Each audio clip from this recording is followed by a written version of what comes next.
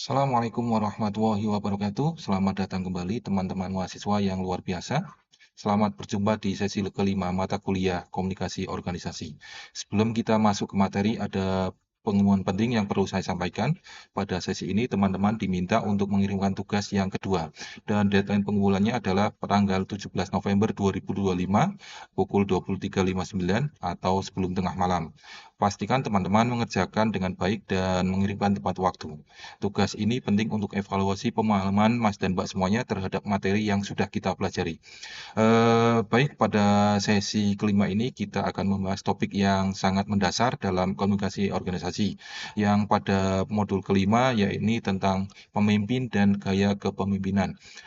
Seperti kata John Gardner, pemimpin memiliki peran penting dalam menciptakan pola pikir masyarakat, menjadi simbol kesatuan moral dan menyatukan organisasi untuk mencapai tujuan bersama. Mas, Mbak semuanya, mari kita pahami terlebih dahulu apa itu kepemimpinan. Kepemimpinan adalah proses memengaruhi individu, kelompok, dan organisasi untuk mencapai tujuan yang telah ditetapkan bersama. Pemimpin bukan hanya sekedar jabatan, tapi peran yang menginspirasi dan mengarahkan. Ada beberapa karakteristik pemimpin penting yang harus dimiliki oleh seorang pemimpin. Pertama, kemampuan untuk mempengaruhi orang lain secara positif. Selanjutnya, memiliki visi yang jelas tentang arah organisasi. Yang ketiga adalah kemampuan berkomunikasi dengan efektif untuk mencapai visi tersebut. Dan yang terakhir adalah integritas dan kepercayaan yang membuat anggota organisasi untuk mengikutinya. Ada berbagai teori kepemimpinan yang telah dikembangkan untuk memahami fenomena ini. Ada teori trait yang fokus pada karakteristik personal pemimpin, dan ada teori behavioral yang melihat perilaku dan tindakan pemimpin.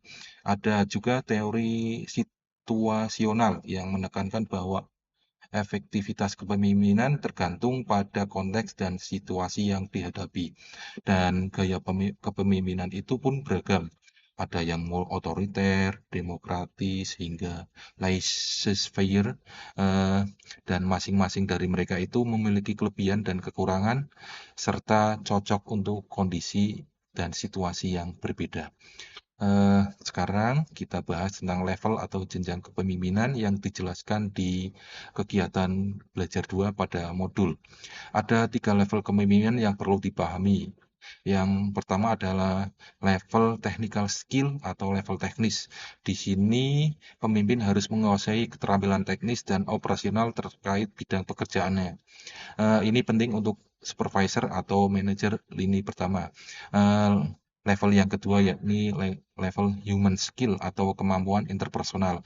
Di level ini pemimpin harus mampu berkomunikasi, memotivasi, membangun tim, dan mengelola konflik. Kemampuan ini sangat penting untuk manajer menengah yang menjembatani antara manajemen puncak dan karyawan operasional. Level ketiga adalah level konseptual skill atau kemampuan konseptual, di mana level ini pemimpin harus mampu berpikir strategis, melihat gambaran besar organisasi, menganalisis lingkungan eksternal, dan membuat keputusan dalam jangka panjang. Ini sangat penting untuk top management atau pemimpin puncak organisasi.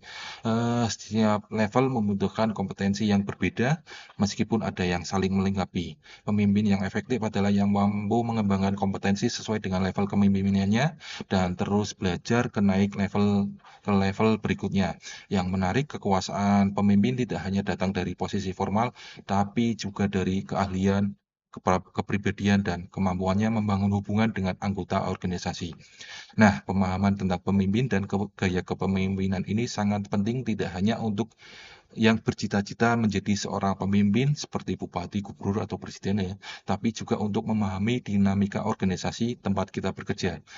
Silahkan pelajari modul 5 dengan mendalam dan pahami berbagai teori kepemimpinan dan renungkan bagaimana Anda bisa mengaplikasikannya dalam konteks organisasi Anda saat ini atau di masa depan. Kerjakan juga latihan dan tes formatif untuk menguji pemahaman. Jangan lupa tugas 2 harus dikumpulkan paling lambat tanggal 17 November pukul 23.59. Kerjakan dengan optimal dan tunjukkan pemahaman terbaik kalian. Tetap semangat, jangan lupa bahagia. Sampai jumpa di sesi berikutnya. Wassalamualaikum warahmatullahi wabarakatuh.